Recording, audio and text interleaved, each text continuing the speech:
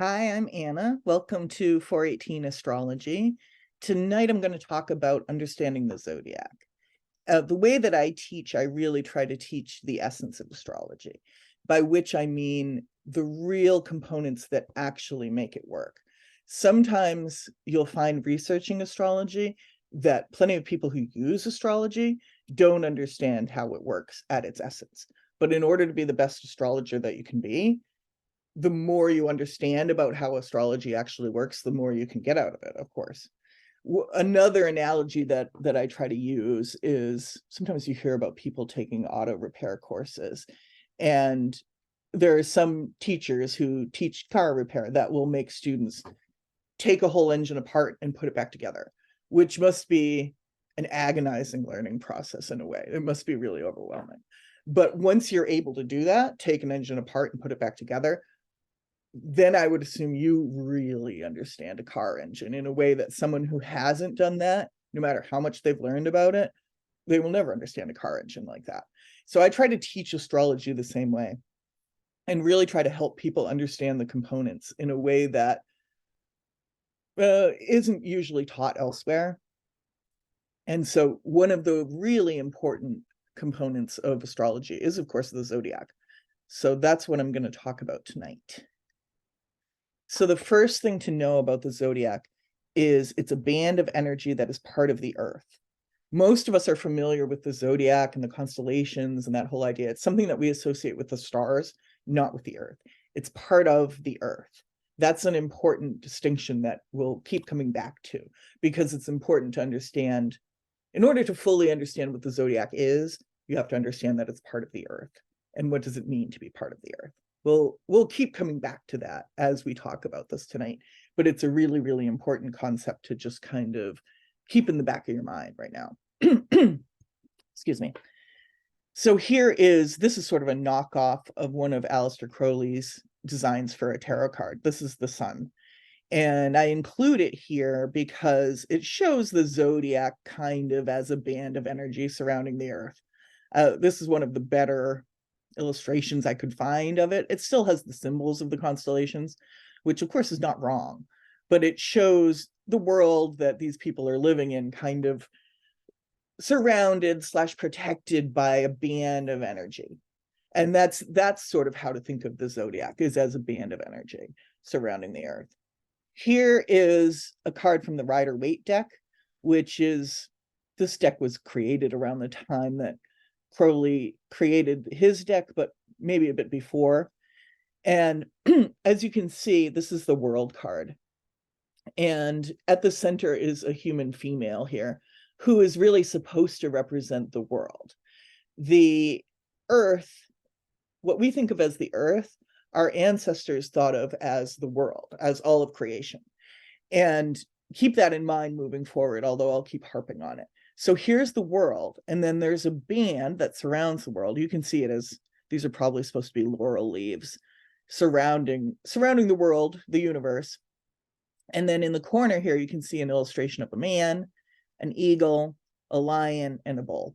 These are the 4 fixed signs of the zodiac. So it's sort of like a sketch of the zodiac surrounding the world as we know it. And these same images of the fixed signs, Scorpio used to be an eagle in the old days. So you see it often pictured that way in older representations, or just people that are trying to be cryptic about it. And the creators of the Rider-Waite deck were definitely trying to be cryptic. They felt like they were publishing secrets that should only be so public. And that's part of some of the drama and major questions in occultism at the turn of the last century. And to say any more about it is to go on a huge tangent. But the important thing here is the signs, the symbols of the 4 fixed signs, and how they surround the world in the center. Now, these same symbols are repeated. If you look at medieval art, you will often see this man, the eagle, the lion, and the bull surrounding things. And they came to be associated with the authors of the Bible, the authors of the gospel, Matthew, Mark, Luke, and John. They're all connected to one of these symbols. I can't tell you who's who, but you could look that up on your own if you were curious. And of course, these were older symbols that they sort of overlaid the authors of the Bible on top of. But this is just another way that the zodiac has been with us and with our way of thinking for a long time. But again, the important thing here is the world is here, the whole world, and the zodiac surrounds it.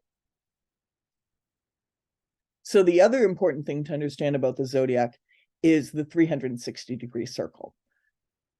So this picture represents the 360-degree circle. It starts over here on the right-hand side with 0 and then comes back all the way around to 360 degrees. The zodiac is also a 360-degree circle. The degrees themselves are a little bit arbitrary. I think it makes sense to have a 360-degree circle for reasons that I don't remember, as opposed to, say, a 100-degree circle or something.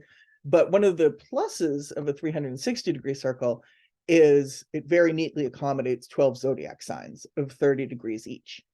Why is this important? It's been part of the zodiac from the beginning.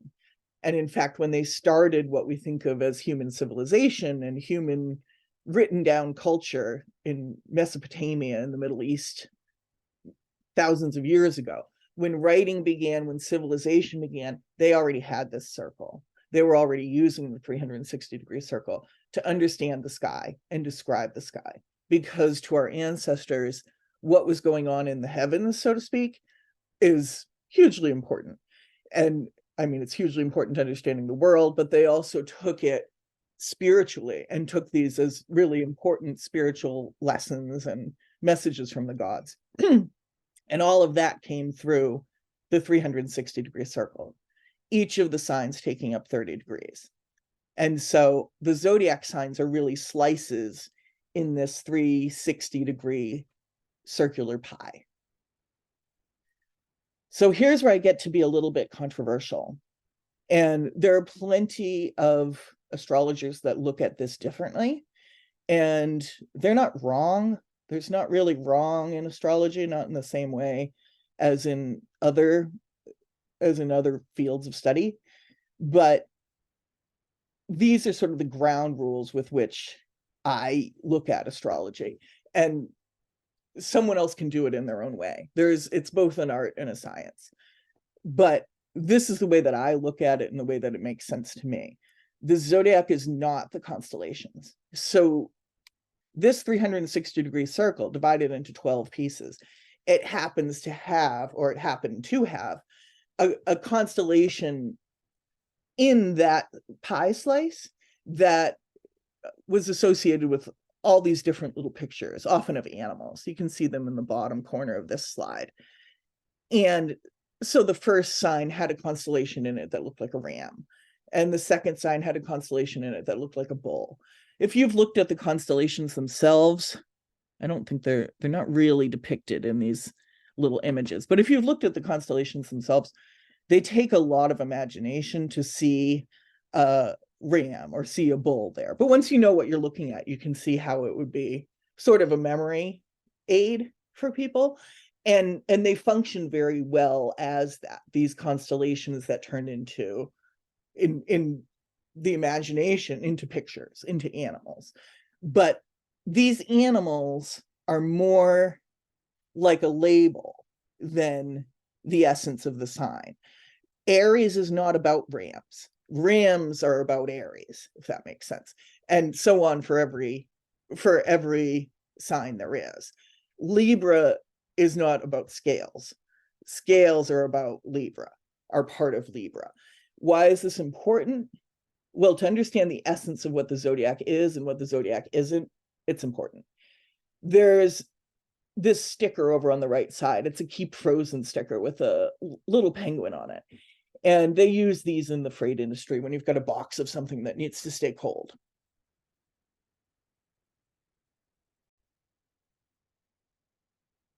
So that penguin represents something that needs to stay cold. So say it could be on a box full of ice, but it's very rare that it would be on a box of penguins, if this makes sense. The penguin is just a little reminder, sort of a character that helps us understand things that are frozen, things that need to stay cold.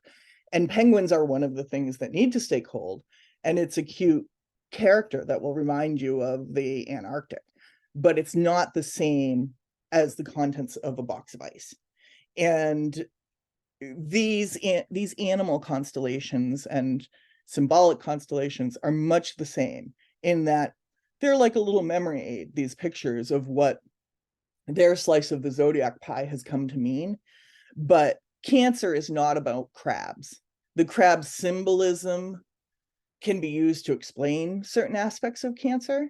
It is related, but it's not the same. And people often misunderstand this a little bit, and it may seem even like a fine point, but the zodiac signs go a lot deeper than the pictures of the constellations. And the constellations themselves, because of the way the Earth tilts and wobbles in space, over time, they've drifted out of, the constellations have drifted out of where they were originally. So the lion of Leo is now in Virgo, and everything has drifted a few degrees. So these pictures are no longer in the right spot of the zodiac, so they don't work anymore.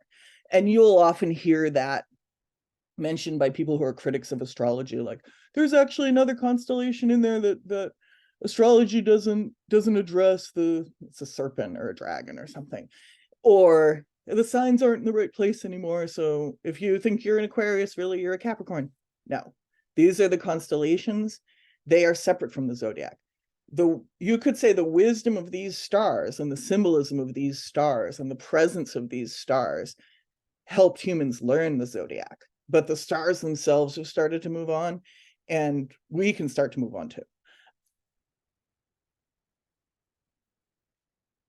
So going back to creation, we've got a picture up here of just the sky and the water, which is a real picture, of the beginning of creation. A lot of creation myths really start with these sort of primeval waters, and then the earth might rise out of it, or the earth is created from it. But it's these building blocks of the world as we know it that we've come to think of as creation. And remember, going back to the world card and everything that we've talked about previously, from our ancestors' point of view, the world, all the relevant parts of the world are right here on Earth. We know what the universe looks like to some degree outside of the Earth, and we think of ourselves as part of space. We think of the universe as including Earth and a whole lot of space and the solar system and all that, which isn't wrong, but our ancestors saw it differently. And when they created this spiritual technology that we're relearning how to use, really, when they're talking about the Earth, they're talking about the whole world, because you couldn't get off this thing then, and you barely can now. This is where it's at. When God created the world, he created Earth. We're talking about Earth, and Earth has 4 elements that are traditional, and everyone listening to this has probably heard them, but look at them in their very basic form. It's air above and water below. If you could put yourself into this picture, into the water of this picture, and kind of just swim there, tread water, and look all around you, it's water all the way to this horizon, and a circle really around you, and air all above you in sort of a dome. This is how our ancestors saw the world, or saw creation, either like this or like this, air with earth underneath instead of water.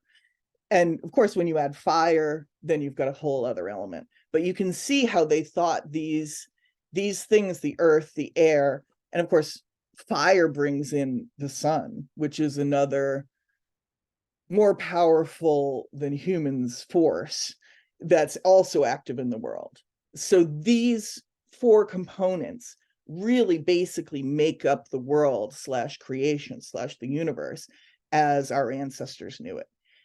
And these different elements, you can see how they kind of neatly divide up the world, but in astrology, we have to understand the symbolism of the elements also. So air, the world of air, just starting with that one because it's at the top.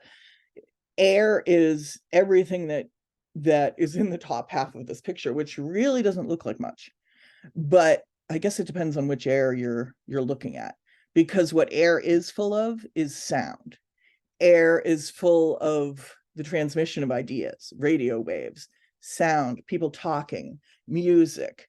That's air, birds. But it's talking, it's chatter, it's communication. And so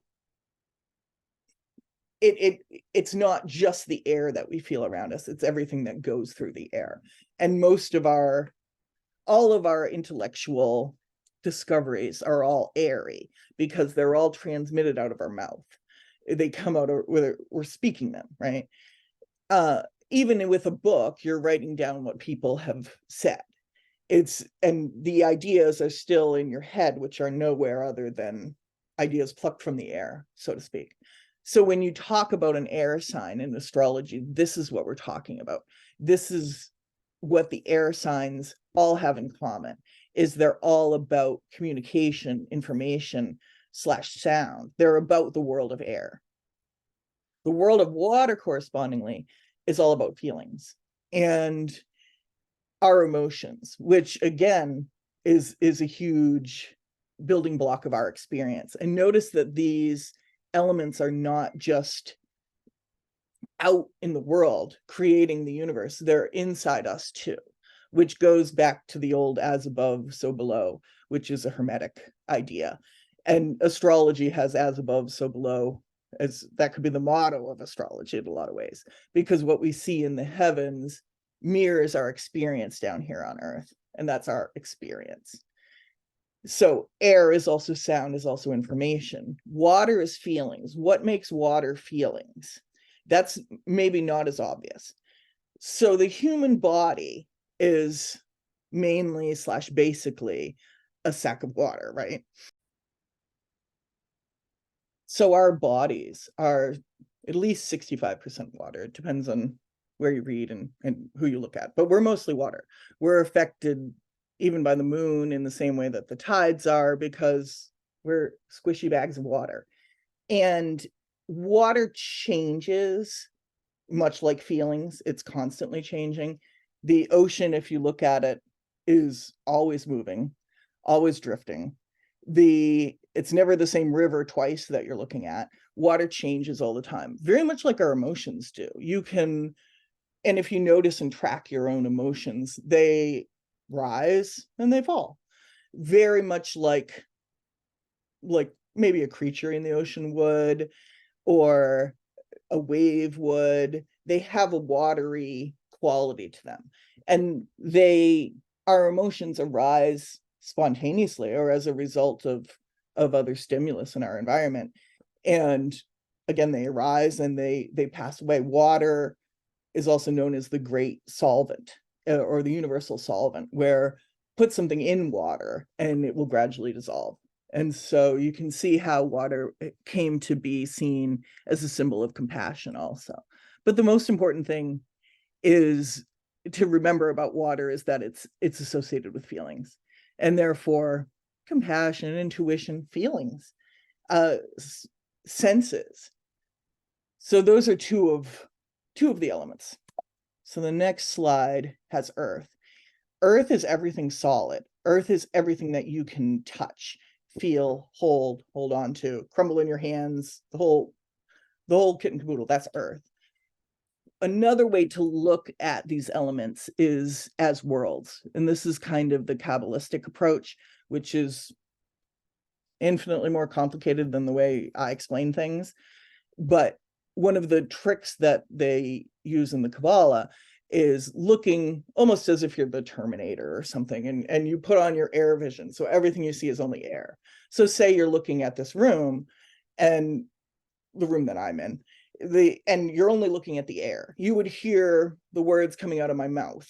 It would be mostly the words coming out of my mouth, but the data on the computer, the other information that's stored in the books that I have on this table, but mostly it's just my words. You look at this room from the point of view of water, through water vision, and you would see me as a sack of water. And if you had really good, clear vision, you could see feelings arise in me, sensations arise in me, and pass away again. That's water view. And maybe, I don't know, the tea kettle or something, the water in the tea kettle, you'd see in water view. And earth view, you would see everything that's physically present, which would still include my body. And it would include my cats that are on the table. It would include the table, the books themselves, the information in them is air, but they get very associated with air. And so this is how you divide up the world into 4 elements. But we've only really talked about 3 of the elements. Next, we're going to move to fire.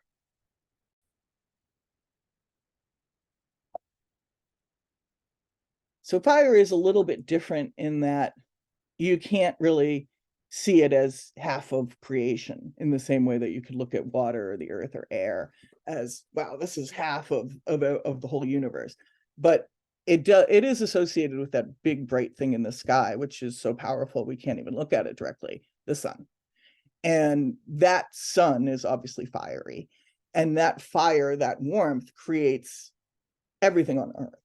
And so if you're looking at the world through fire view, you would of course see the sun, but you would also see the life force in this grass and the life force in the trees that you can see on the horizon.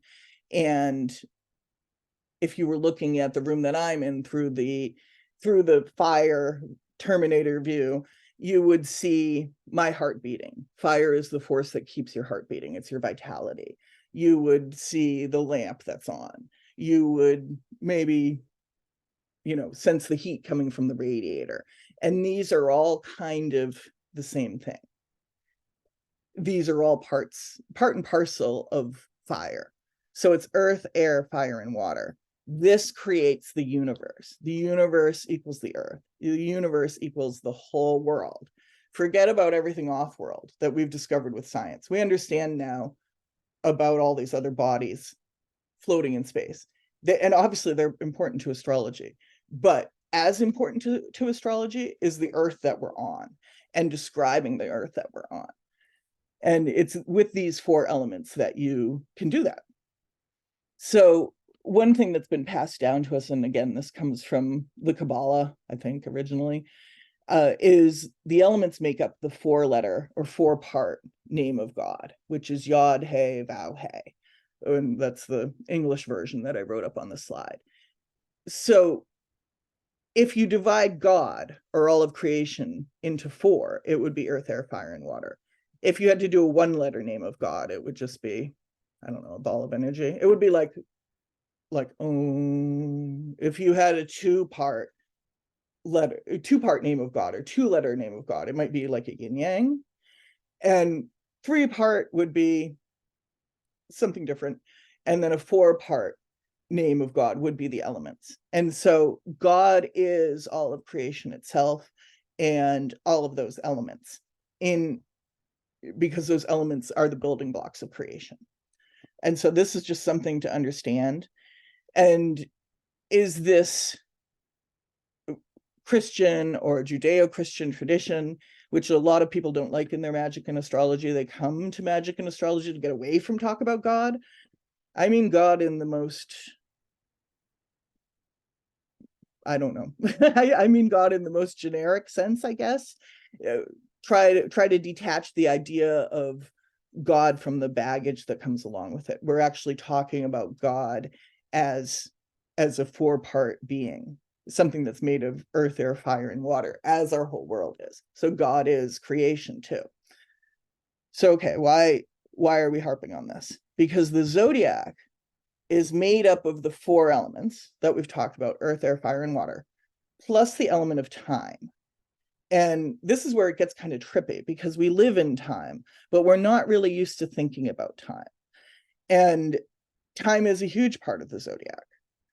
Time is a mystery to us in terms of how it works, but it's also a huge part of our world. The fact that we are living in time as well as space is a huge part of our experience.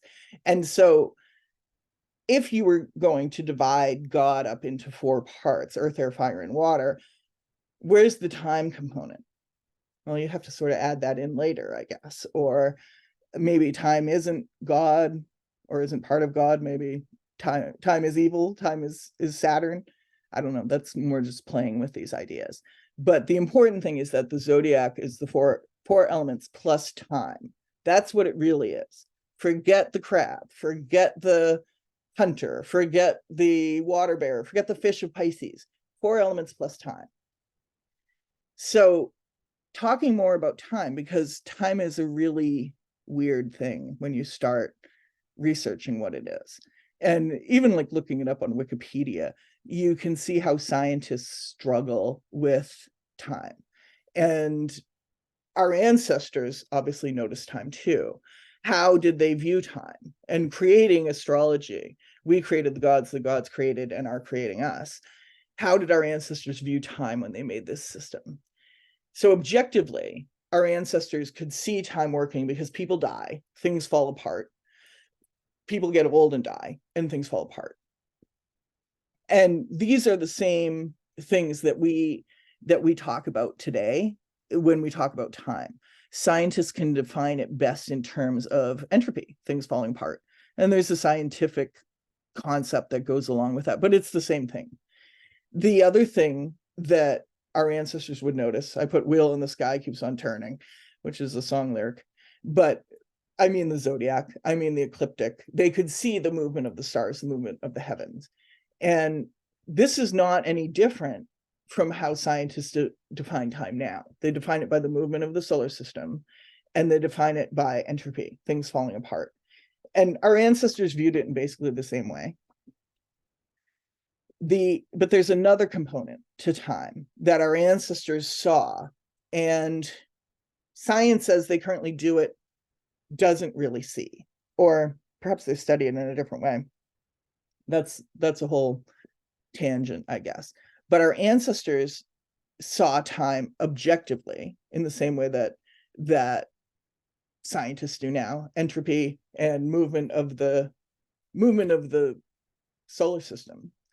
But they also saw it subjectively. What does that mean? As a story, they would see time as things that happened to them. You know, there was a big snake that we found. We killed the snake. Yay, we beat the snake. And so time is now marked by the time there was a big snake in the village. They would see and structure everything that happens in time as a story. And we still do that too. And in order to remember things or understand things, whether it's physics or our history or anything, humans really need a story. We think of things in terms of stories. When we're bored, we make up stories about each other. That's how our brain arranges sequences of information. That's how we understand time.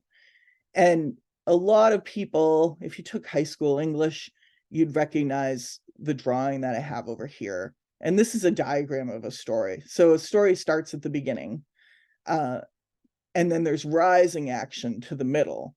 Beginning is like, we're bored. What should we do? Oh, we're going out. Oh, we saw a giant snake. Oh my gosh, we're fighting the snake. So here you are at the middle. It's the peak of the story. And we beat the snake. Now we're carrying the carcass back to the village, and we're going to have a little party and celebrate that we beat the snake and we live to fight another day. So story really structures our experience. We've probably all had the experience of something crazy happens to you, something unexpected happens to you. And then you're thinking about how you're going to structure it into a story so you can tell people the next day or tell your friends about it. And this is how we take in information and understand information. I guess stories are one of the ways that human beings deal with time. So now here's where it gets a little bit trippy, but fun. So remember how I said that the zodiac is the elements plus time. So pretend that this triangle is the story of fire. We're going to add the elements and time together. So at the beginning of a fire story, what happens at the beginning of a fire? Sparks, right? Something happens that starts a fire. At the middle of a fire, you've just got flames. You've got, at the end of a fire, you've got embers, you've got someone dumping water or sand over the whole thing, and it's over. And so that's an easy way that you can see the beginning part of fire, the middle part of fire, and the ending part of fire. And all of the elements can be viewed in this way. And the beginning part of fire, that's the sign of Aries. The middle part of fire, that's Leo. The ending part of fire, that's Sagittarius.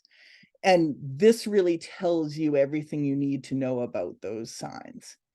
And as we keep going, you'll kind of see what I mean. So this is the story of fire, beginning, middle, end. And it describes to us 3 zodiac signs. All of the fire signs are part of this fire story.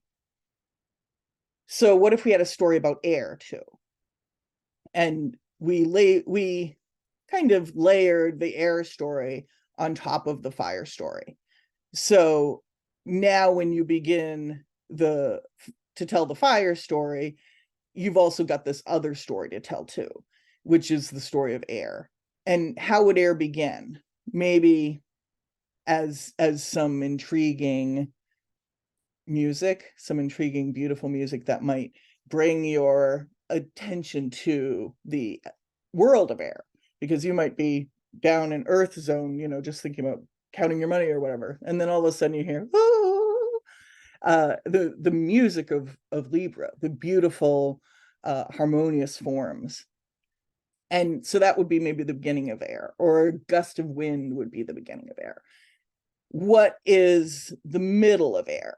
Now, remember, air is synonymous with communication and information. And so the middle of air might look like a database. It might look like a library. It might look like the contents of a library.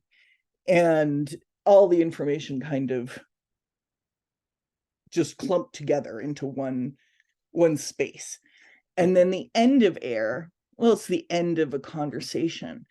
I say another way to look at this is the beginning of air is like turning into a radio. And that's where you notice that beautiful music. And it's like, oh, my attention's here. And now I'm hearing the news. That's the middle of air. That's the important information.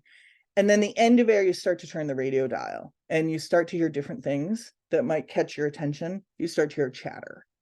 And so this is sort of like a story of air. It's less tangible than the story of fire, but air is not tangible. And so this is as close as you can get to talking about a story of air. And then if you label these, if you layer these things in the right way together, the fire and the air, you can start to tell a story where you tell the beginning of the fire story, then you tell the end of the air story, then you tell the middle of the fire story, the beginning of the air story, the end of the fire story, the middle of the air story, and you go around like that. And now you have a never-ending story with 2 characters and 2 storylines, and it just goes on, perpetuating itself.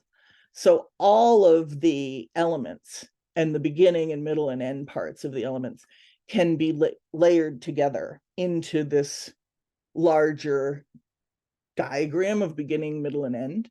Here's water. And this is the way water kind of goes into this scheme. But think of the beginning part of water, which might be a spring bubbling up, or a geyser, or a firefighter aiming their hose, and here comes a huge spray out of it. These are all water beginning.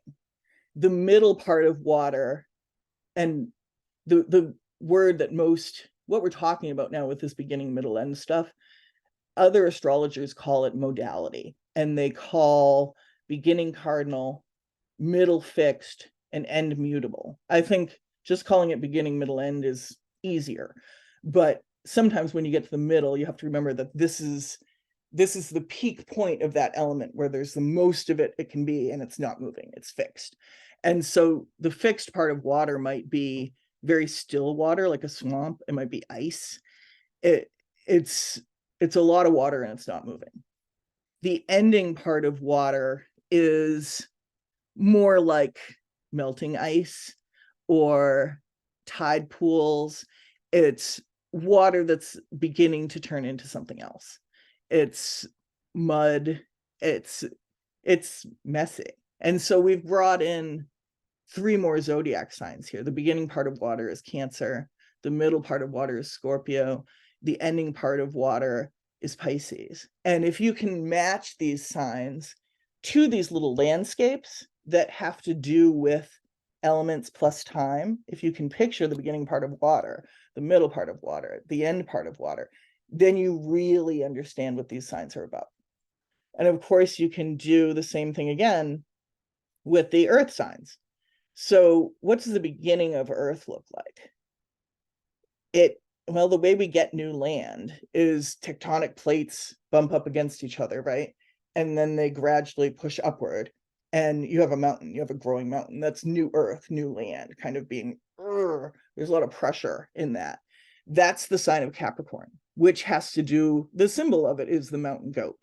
And so Capricorn has a lot to do with the symbolism of mountains. It always has. And that's because it's the beginning part of Earth. The middle part of, and those mountains might have looked very much like what you would see at the beginning of Earth itself, or the beginning of creation itself.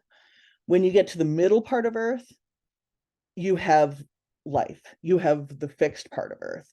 You have Earth not really moving. Sometimes I picture the jungle when I picture the middle part of Earth, which is also called Taurus.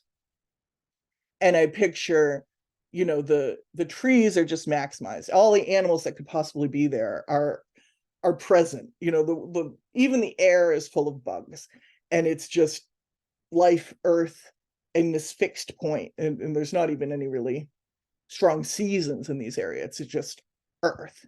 And the end part of Earth is Virgo. And I like to picture the Virgo landscape as one that's been tamed. It's Earth with furrows in it.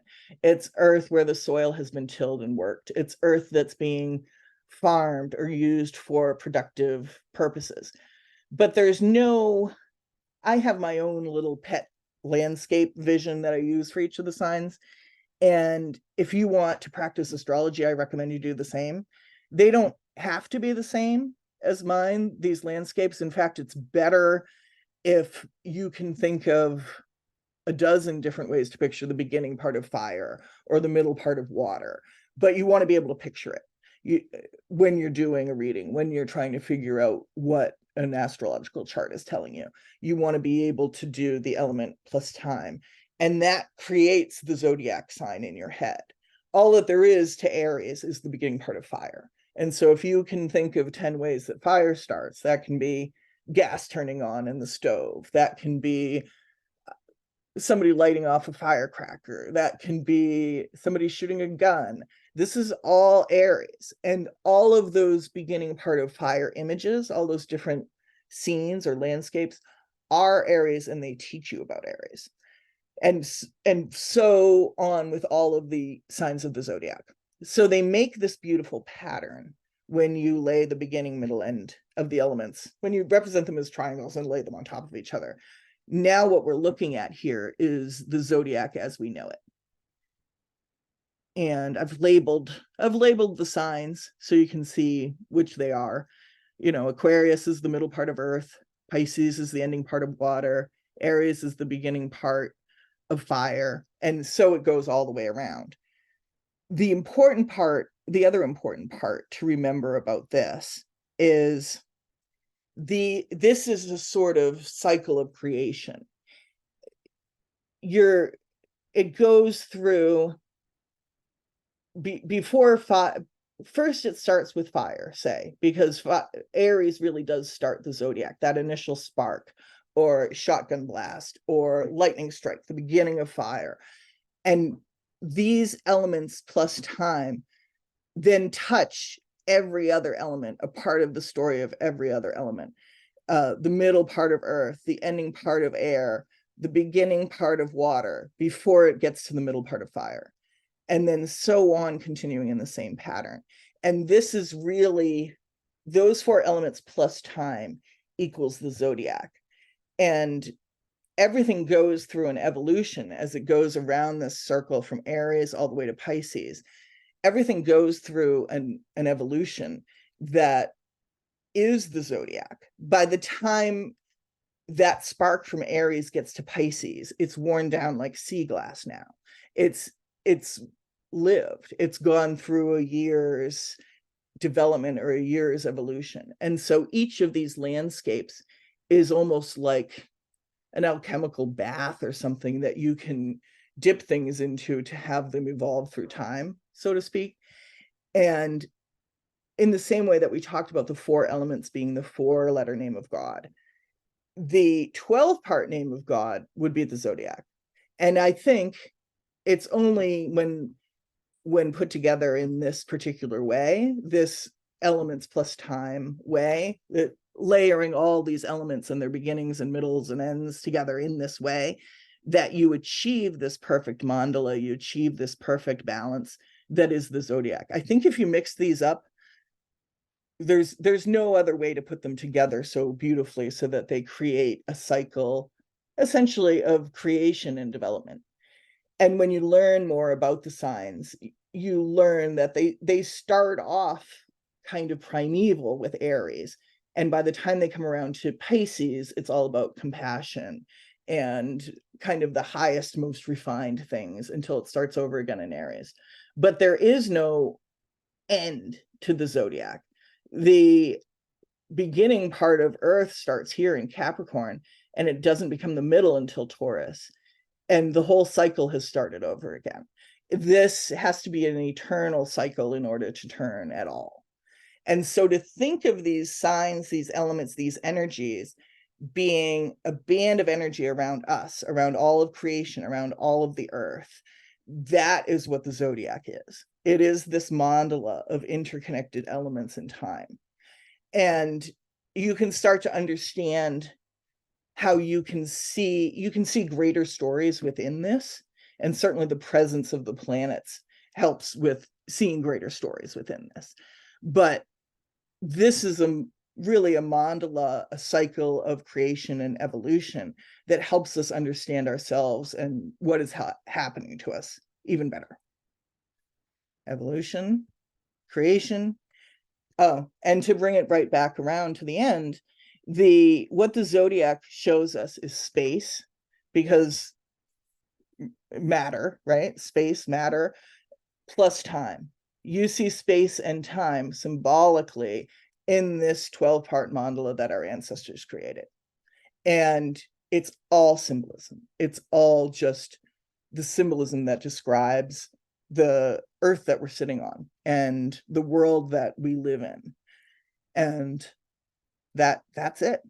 So hopefully this helps everybody understand the zodiac a little bit better. And if you can remember it as this mandala and remember the element plus time that goes with each zodiac sign, then you're on the way to understanding something that you could kind of contemplate endlessly, is this zodiac. And we're living through it all the time.